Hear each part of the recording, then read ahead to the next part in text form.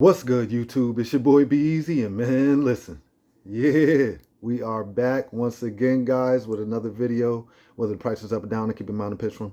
But anyways, yeah, man, I stay even killed. Whether the price is up or down, I'm just me, man. But anyways, back to the point here. Squeeze the trigger or trigger the squeeze. Now I know you may be asking yourselves at home, what the heck is this guy talking about? Well, basically, it's very simple, guys. We've been squeezing the heck out of this trigger on this play here.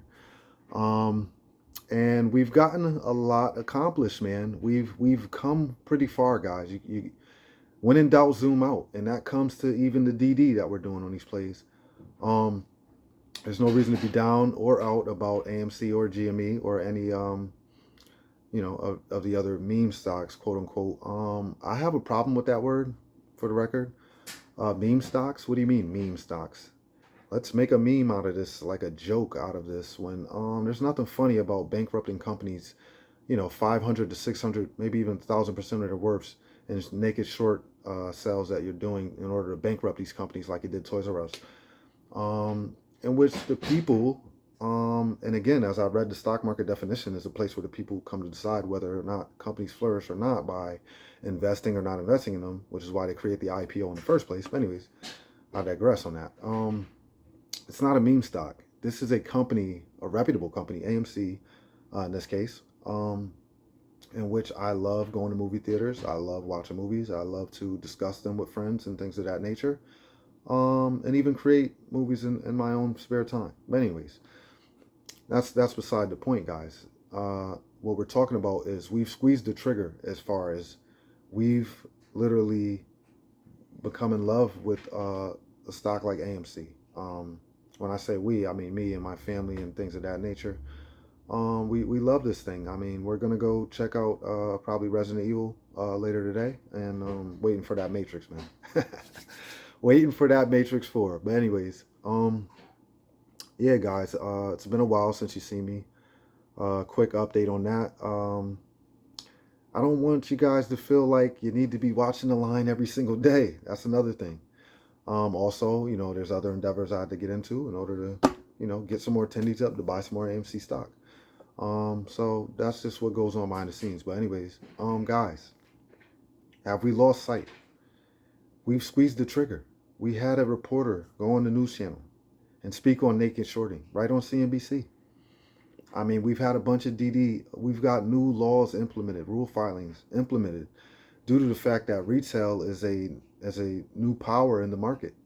That's what's really going on here. It's a revolution, a renaissance, if you will, and it's just changing with the times, guys. As you know, a lot of these stock market gurus that have been in it for a while, they'll tell you the market's different now. After these last few years, since about 2017, things have accelerated to a certain key. I'm newer to the market. I mean, I've dabbled in the past on apps and things of that nature, but never fully invested as I am now. But anyways, I keep getting off track, but the point is, we've squeezed the trigger, man. We've done it. We buy, we hold, buy some more. What else goes on here? Now, the triggering of the squeeze.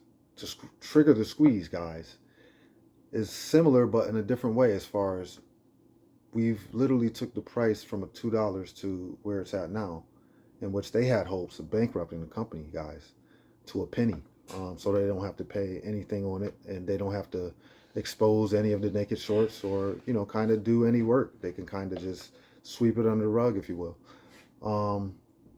So what happens here is triggering the squeeze will be any type of catalyst, guys. Any type of catalyst that would set this thing off. Obviously, any rule filings that would go into play will be a major one. Any type of, they're currently, I think it's, I'm not going to go into the numbers. I can't offhand, but there's new rule filings currently now where disclosing of shorts, and there's a lot going on with Mr. Gensler. He has his own AI-controlled IDX platform, in which he hopes to introduce instead of having the market makers be the ones in control of the market and hedging against it and shorting it and naked shorting it. And that's the thing, guys, that we have to understand, is that market makers can legally naked short any security on the market in order to create a fair and balanced market.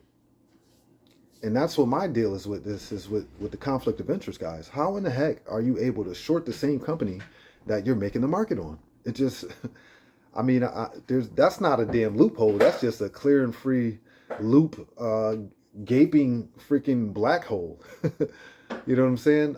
There's a, and Finance News had this great. I don't even really like Finance News like that. Listen to them like that, but they did have a pertinent video, which referred to, there was a Wall Street investigator, I believe it was, that was speaking on the dark pools recently. Guys, check that out, and where she describes how there's just massive non-reporting that goes on in these dark pools, guys. And she spoke on how GameStop had literally,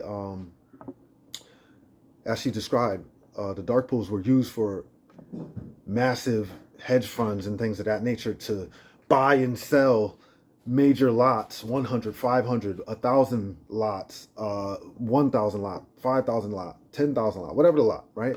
And once those orders get filled, guys, they basically, do that, get the order filled in a block without getting it filled in a minor block. Say you get an order for 10,000, 5,000 of those filled. Now you're waiting on the other 5,000.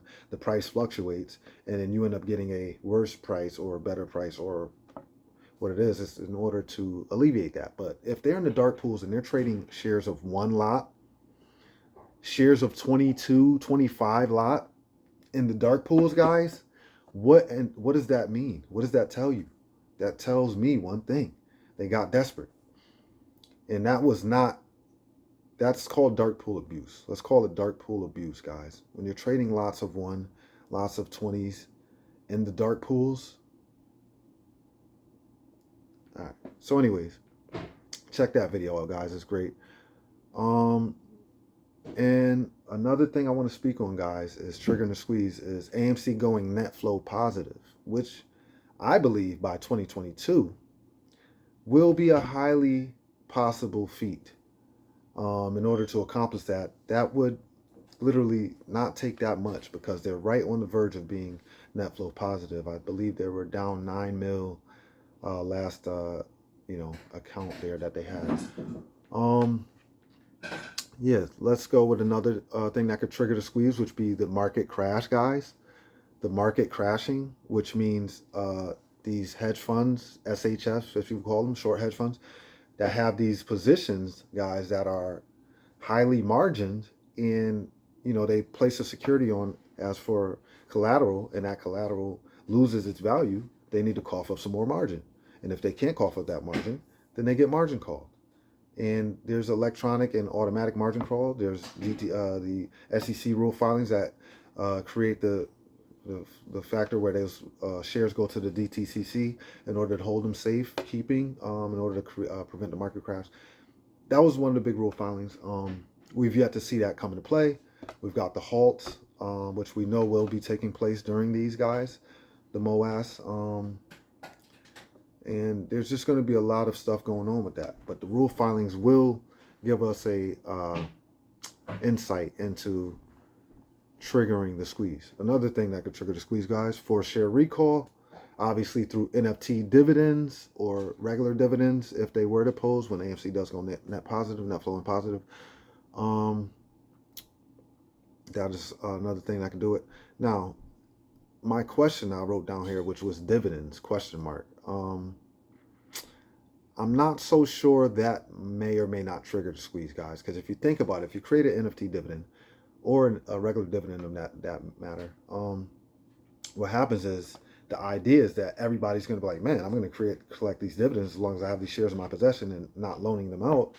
I want my shares back. But why would someone like, a market maker or someone who's holding a massive amount of shares and they're loaning them out, per se, allegedly, to these collecting high premiums on these share loans, why in the heck would you want to change that up for a dividend when you're probably making more off of share loan and premium?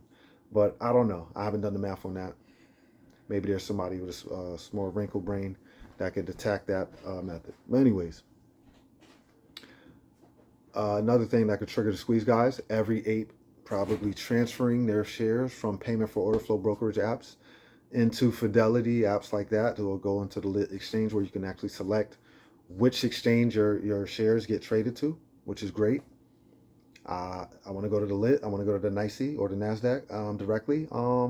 And that I believe would cause the MOAS, guys. If you look at the, which I do all the time, the comment section on different apps like brokerage apps, like for example Webull, they're number 2 currently, the SHIB, but number 1 stock, man, on the application. So it's number 2, but number 1 stock. So if that's the number 1 stock, they're literally telling me that the shares are probably registered in your brokerage's name, not our name. That's my assumption. So why would they want a dividend or share recall when they're probably making more off of keeping the stock where it's at? That's just something to think about. So every app transfer into Fidelity, way to go. Payment for order flow brokerage, 4 share recall, NFT dividends, question mark. So brings me to, which is kind of the big reason I made this video, which is everybody's talking about right now, which is buy and hold and hold, sell, hold, buy, hold, or any combination of 3, which is what we've been having, guys. And if you look at the chart, there's a bunch of videos out right now that speaks on the volume and the reason of the drying up of the volume. It's clear to me as day why the volume is drying up, guys. This has been 11 months into this where it's buy, hold, and you know, some people get discouraged, maybe just hold. Some people, as we know, the day traders, they don't jump on the stock until they see what they need to see. All right, so they like to piggyback off of the movement and things of that nature. We've got fake apes. We've got infiltration and things of that nature going on. We've got people saying they're holding. I think a lot of these people have exited the positions and are waiting for the, you know, the sideline money, waiting on the sides. There's a lot going on with the volume. And volume, let's remember what volume is, guys. Volume is shares traded. So volume being low just means people that are holding, people that have bought, people that have sold, and the day traders are just kind of just chilling out. So that's what the low volume is about, guys. 11 months. That's our duration. So back to that, which brings me to the point which I was saying why I made this video, which is everybody's talking about the Lou thing. And with Lou, I kind of like the guy, man. I'm not gonna lie about it. He's a New Yorker. I'm in Connecticut. You know what I mean? It is what it is. So the thing what he's saying is telling people to stop buying. And what I think he means by that is that he's talking about stop buying on payment for order flow apps that allow you to basically buy these as many synthetics as you want. I gotcha, right? And hey, I'll pay you on Tuesday for a hamburger today. And you know, they haven't coughed up any of the what they owe, and they basically kicked the can down the road. And that statement, the word or the wording, kicking the can down the road, there's a completion to it. There's an overall imminence that is forced with that, because you can kick the can down the road, but we all know the story of how that goes. Eventually, the road ends. So that's how that story ends. So with the Lou thing though, if we buy on lit exchanges like Fidelity, I'm assuming that will affect the stock price more so. But the fact of the matter is, everybody that's holding, they're still holding on these other apps, and you know, that's probably not going to change again. I think those shares are registered in the brokerage account's name and not in our own name. As the lady on the Finance News video was talking about, those synthetic shares don't get registered, they're not able to collect dividends, things of that nature. And that's a very interesting aspect, which I think we've yet to kind of come to this conclusion, which we'll be able to see firsthand, guys. We saw what happened with Volkswagen, but there was not as much light on the subject matter. We have entire states buying into their security as their, their retirements, which is interesting to see. Now, are they with us, against us? Are they share loaning? Are they lending shares? You know, that's the thing that we won't know. We won't ever know that. A dividend would probably help us with that, seeing as to who would be able to recall their shares. There's a lot of things that could trigger the squeeze, man. But with the Lou issue, man, it's definitely up in the air. We don't know exactly who he is. The thing I do like about him, he doesn't play the game by TA and all those things of that nature. Technical analysis, watching the line, which obviously is, you know, implemented and it's useful. But he's a guy he likes to hear the word on the street. He likes to move and shake with the movers and shakers and see what's going on firsthand, which is, you got to give credit to a guy like that who's able to be, you know, maintain relationships in the market and things of that nature. So he has some credibility. A lot of the things he said in the past has been, you know, what's been going on. And the thing I want to, you know, give myself a pat on the back here about would be obviously me speaking about T+0, guys. I was speaking about this a while back in my videos, T+0. I just brought to this conclusion, guys, very simple. If you think about how Bitcoin works, you're able to buy and sell and transfer money into my account in a matter of literally within 5 minutes. I can do this, which led me to believe about T+0 was coming to the market somehow. And again, the SEC is watching. They're very aware, I believe, of what's going on. How much they're willing to do about it is what we've yet to see. And I believe these implementation of these laws are going to be very strategic on the side of the SEC, as to, we know, you know, there's possible double agents all over the place, and which I told you guys in those other videos. So we just have to continue to watch. Another thing we have to continue to watch, I did have the MOAS prediction video, was my last video I had put out. Still very confident in the December date or the April date, guys. Haven't lost the fervor on that. And again, once this play takes longer than April to squeeze, guys, as far as if it goes past May of next 2022 into June, into July, that's going to get interesting. And that's when I believe is going to be the change in the markets. Next summer is going to be the complete change in the markets and how they're going to be constructed. As to, I know me personally, guys, you know, not financial advice, any of this stuff I've been talking about, but if this thing doesn't squeeze by next July, I have lost all faith in the market.